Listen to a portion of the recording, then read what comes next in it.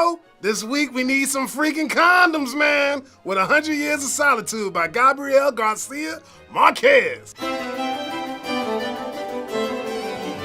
One night, Stone Cold player Jose Arcadio Buendia has a trippy dream about a swanked out city that got mirrors for walls. The name that raging through his head? Macondo. It's at that moment that he tells his other homies in his posse, yo, hold up, we setting up shop right here. And thus, Macondo is born. So he settles there with this bitty Ursula Iguaran, where they get freaky on the reg and she pops out a swole batch of kids. But Jose don't pay them much mind. Instead, fool likes to isolate himself in his stuffy ass digs and gets geeked up about life's mysteries. At first, Macondo is a fly spot where nobody got beef and people ain't even die. But eventually, the civilized world starts getting all up in their turf and a civil war busts out. As the texts go on, we kicking it with Jose Arcadio Buendia's kids, then their kids, then their kids. 7 generations of busters with basically the same ass name. But it ain't only the names they be sharing. Over time, we seeing the Buendias and baby Buendias doing the same things over and over. Making babies with family members, isolating themselves, getting obsessed with mysteries. I could go on, player. Eventually, the railroad tracks make it to Macondo, and things start getting real dirty. A bunch of old shiesty capitalists set up a banana plantation, and straight up ice homies that refuse to hustle. Between that and the Buendia's fatal habits, we seeing Macondo fall straight to shit.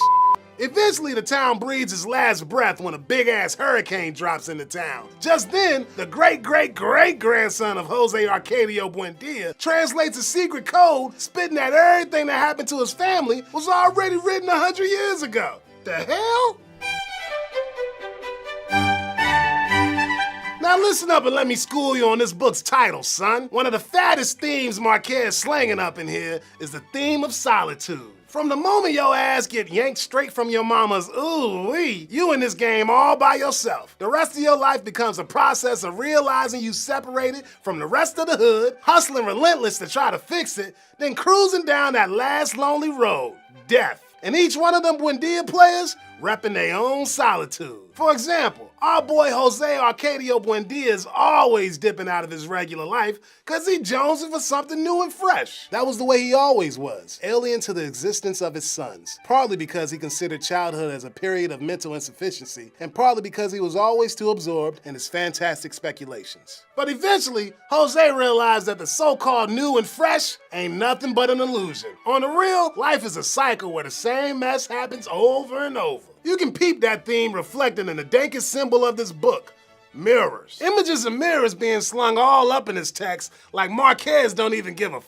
Jose see mirrors in dreams, the twins Aureliano Segundo and Jose Arcadio Segundo act like mirrors to one another, and Macondo even called a city of mirrors. And in this crazy-ass city, the Buendia family is like a house of mirrors, because everything that Jose Arcadio Buendia do reflects on all 7 generations of them Buendias. Not only are them cats repeating the same stupid shit over and over again, but it's all happening at the same time. Marquez's style preaching that time, place, character, none of that mess means nothing. We're just in a big-ass flow where time don't matter at all, because everything and everybody bleeds together. But by the end of the book, the idea that time don't matter gets flipped right on its ass. When Aureliano finally translated the 100-year-old code, he realized everything about the Buendias, including his own death, was already in the cards. Macondo was already a fearful whirlwind of dust and rubble being spun about by the wrath of the biblical hurricane. When Aureliano skipped 11 pages so as not to lose time with facts